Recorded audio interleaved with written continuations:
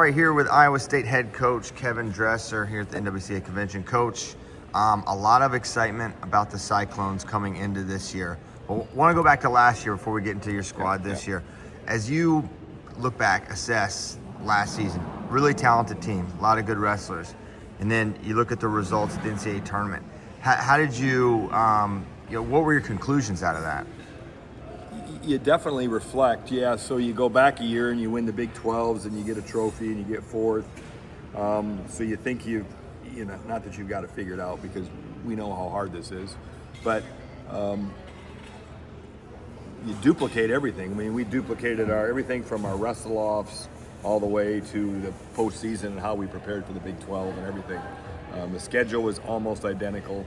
The weight lifts, the runs, everything, and just it was one of those years that we couldn't get out of our own way in terms of injuries. I mean, I've been doing this a while and have not had a year where we've had that many injuries. One year at Virginia Tech, years and years ago, we had, Devin Carter and a couple guys got knocked out, but nothing of the magnitude that we had this year. So what do? Do you look at it as bad luck? Sure, you want to evaluate and say, what could I do?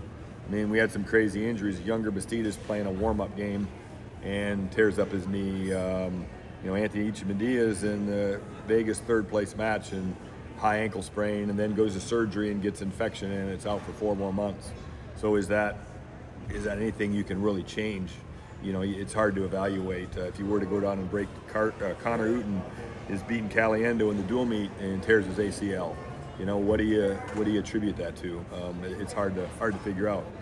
Going forward, you just sure hope and pray that you have a little better luck this year, because on paper we've got a really, really good team, but you got to get them from paper to the mat. We weren't able to do that last year. Yeah, and kind of looking at your lineup, there's a lot of talent. There's a lot of flexibility in where you could go. Feels like 25 is pretty well set with the addition of Steve-O Poulin. Yeah. Someone been in conference, probably watched him a lot over the years. What does Steve-O bring to the lineup? I really like his energy. He's been training with us most of the summer, and the dude really likes wrestling. He's competitive. That's kind of an interesting thing when you get these old guys that are portal guys and you don't get them till the end of their career. You kind of learn their personalities and what made them good, because he's an All-American already. The weight doesn't look difficult for him to make. He kind of hangs around that weight. So I'm excited. I know he's really excited to be in Ames right now. So, I think the guy's a competitor. I mean, he's got it done. Yeah. And then you've got, maybe the question mark area of the lineup. You've got the Frost twins and Anthony and maybe even Panero. How do you see that dynamic of those four? Well, we got to sort all that out. Obviously, Evan Frost is gonna make the push to 133. I think he's got a lot better mindset this year. I don't think he was kind of on board last year. And I think he realizes that for a lot of reasons, that's the best weight for him right now. Right now, it looks like Ichimendia is going to go 41. Oh, really? And looks like Jacob Frost had an incredible summer. I mean, the growth and the just watching him compete against some really good guys in the room. He's our most improved guy right now, and that's a guy just came off the podium. So 49, probably him and Panero figuring it out. Then you got Zerbin now at 57, and so Panero and maybe possibly there. I mean, we're going to have a couple wrestle-offs, and one thing you've learned is depth is not a bad thing to have. I mean, Jacob Frost last year arguably could have been our third team 141 pound comedian year last year. I mean, arguably, if you watch what happened in the room, he was the third best guy at 141. Swiderski, Ichimendia, and Jacob Frost. Yeah. And he gets 7th in the nation. So a lot to be figured out there, though. Yeah, I remember you talking to me about Jacob. Hey, he's really good, but I don't know the path for him. What did he? Obviously some things cleared out for him, but what did he establish, or what did he figure out in the last year and into this offseason? I think confidence is just a really big thing, and you get confidence from what happens in the practice room. And so when you're in a room full of studs all around you, I think he started seeing some success in the practice room with those guys that I mentioned. And then you go out and, we throw him out against Oklahoma State and beats Jamison, and then you start getting some momentum. And then you go beat the Northern Colorado kid in the NCAA tournament, and you're on a roll. And so I think, and he's just continued that role, because some of the guys, he's handling everybody above and below him right now, above and below him, handling them. So he's really had a good summer. Yeah, and then Panero is someone who has had these bright flashes that everyone's seen, and then he has these setbacks that are maybe surprising. Maybe that's just sometimes he seems like one of the more unpredictable wrestlers in NCAA wrestling. What have you learned about Panero? What have you seen from Panero? Well, Panero knows this. I'm not saying anything that he doesn't know. Is he has to figure out a way to separate himself. He can go 1 point with anybody. In fact, Panero is most dangerous when he's not favored against a blue chip guy. You saw him beat, as a freshman, he beat Austin Gomez. Right. You've seen him go out there and, in the Iowa dual meet, a teamer gets hurt, but he's up in that match in the end of that thing. So he's got to figure out how to win as the favorite, and he's going to be a favorite a heck of a lot more than he's going to be the underdog. So if he doesn't figure out how to separate himself, he's going to be in a bazillion 1 point matches, and we all know when you get in that many 1 point matches, it's a flip of the coin. So he's going to have to figure that out, and he knows that, and we'll see if he can do it. Yeah. In the addition to Zerman, just those two Northern Colorado guys, when Troy left, did you feel like, hey man, these are two guys that could really help us? Well, based on our weight class situation, everything's supply and demand.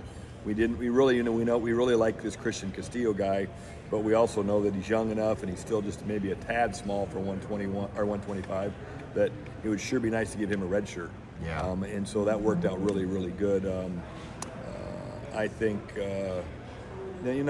it's. To be honest, a year ago, I wasn't much of a portal fan. So when guys came in the portal, I kind of drug my feet, and probably some guys that we could have used or needed, and I didn't get in and play. And then after this last year, I'm like, you know what? The rules probably suck a little bit, but if I don't get play the game, so it's like you go in and you make a play for two of Northern Colorado's best kids. At the same time, you basically steal their two best kids because of the system, which kind of sucks. You know what I mean? But, you look at it from the other side of it is if I don't go get them, one of the other Power 5 schools is going to go get them, so I got to play. Yeah. I got to play. No, makes sense. For 65, you mentioned Connor Uten. He was a guy that was really turning a lot of heads. I think he was one of the more under-the-radar recruits you had. He had some good status, but I think what he was doing early, do you think he'll be recovered and healthy enough to contend for the starting spot this year? Absolutely. I think he's doing a really good job. He's back, he's just actually starting to scrap right now in August. So he had a great summer of drilling, and he had surgery December 5th. Yeah. So it's been a while, and he's our orthopedic people are taking the time to do this right and slow. So him and Riggins are probably going to have to figure that out at 65. And I really think Aiden Riggins had a great end of the year. I mean, he got to the round of 16. Was right there in that match of the round of 12. So I think there's a guy that made big improvements. So again, we got a few things to figure out there. Yeah, and as you look at 74, is it that Gaitan's weight from where you sit? Yeah, but I think you got some other guys that things don't go well might jump up there to compete for that spot too. I mean, I don't know what's going to happen. 65, those two guys are both pretty good, and MJ, had a so-so year for us last year. We need him to step up for us. I mean, you look at the year before, he's in the round of 12 as a redshirt freshman. You're expecting a little bit more out of him, and we just didn't have a great year. So MJ's got to figure out, all right, what do I got to do to make sure that I'm in the conversation to be wrestling on Saturday? Yeah. So we'll see. In the 84, you bring in Isaac Dean from Ryder. Amazing defensive wrestler, really hard to get to and score on. What has he shown you since he got to Ames? Well, exactly what you said. He's really hard to score on. Again, kind of in the same fashion as Panero, he's got to figure out a way to separate himself a little bit. I mean, if you look at his wins and losses, he lost to some really good guys in overtime and 1 point, but he also beat some guys that he probably should have beat a little worse in overtime and 1 point. And I think he realizes that. I think the question is when you get a guy that's like been wrestling and they're in their 5th year, how much can you change him? Being in a good room is going to help him, but how much can you change him? So again, the jury will be out on him, but I do like him, and I do like he was scrapped all summer long. So for a 5th-year guy to come in and just want to roll up his sleeves and jump right into the fire, he did. Yeah. And then you brought in Rocky Elum, someone that's been off the mat a while. We haven't seen Rocky in a bit. Everyone knows what he can do when he's right. Do you think Rocky's going to be right this year? Man, when he came in, we went and did the evaluation with our trainer, and the trainer was like, hey, this guy right now is like a 60-year-old man. I mean, he had a back issue, had a knee issue, had a shoulder issue. They were all improving, and he had surgery on his back and so forth. But slowly, I mean, him and our trainer did incredible work all summer. So I saw him scrapping. Well, actually, him and Younger were sparring right before I left, and they might as well have been live wrestling. And so I see that he's really right there. And we're going to do it slow. We don't want to get into a situation where, there's probably a pitch count on some of these 6-year guys. Yep. We got to be smart with that. And then Younger making the return. 2 years ago, really looked like he could have been the best heavyweight. He had beaten Wyatt, he'd beaten Lucas Davison, who was in the final. Then the tournament kind of falls apart for him. He has the finger injury, and then another injury, coming in or last year.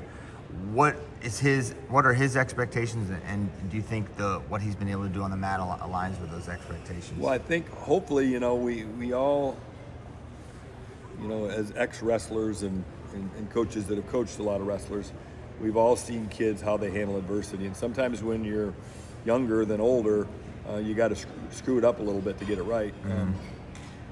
I think he fell apart at the NCAA tournament after that loss. He never recovered from that loss to Michigan in the quarterfinals.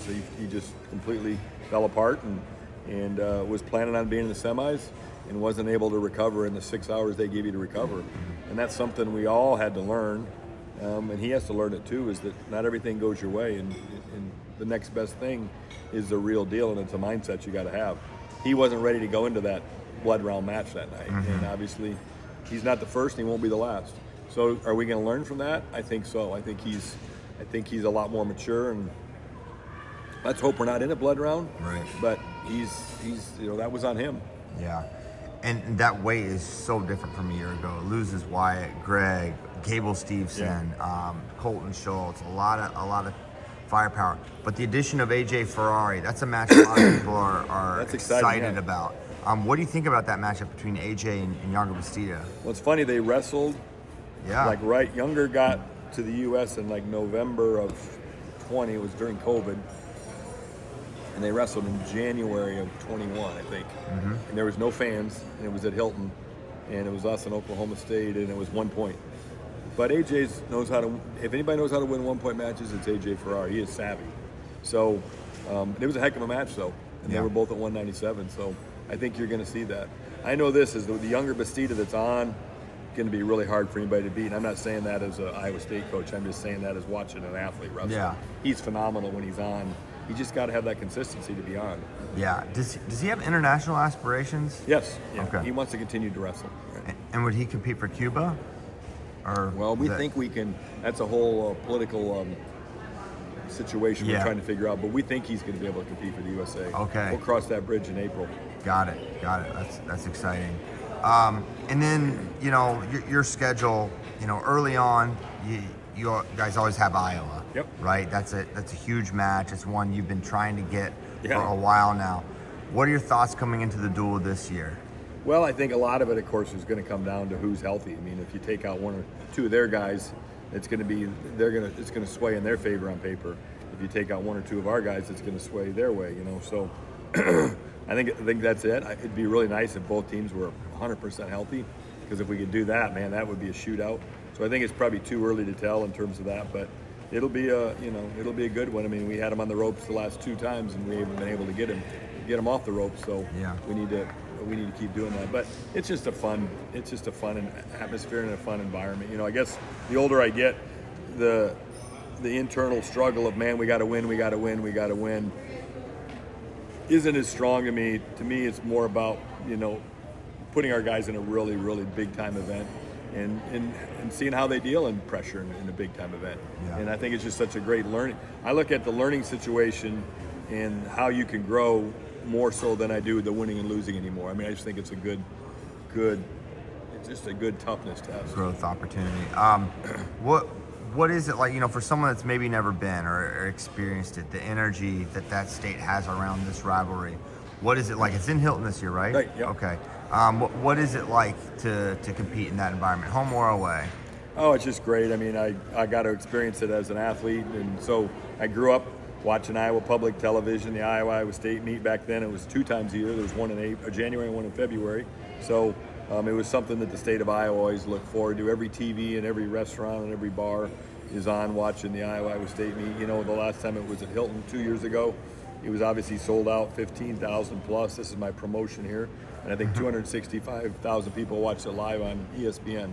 I think it might have been the first college dual meet ever that went live on ESPN. But so, I'm guessing they'll pick it up this year. But All I know is our kids love it. You know, when you bring in the guys that transfer in, that's all Steve-O's talked about all summer long. Man, I can't wait for that. I was saying, you know, it's like that's just a focal point for him. So it's fun. I always tell people if you can get a chance to get there, it's one of those really cool events. Yeah. My last question: the addition of David Taylor at Oklahoma State in your conference.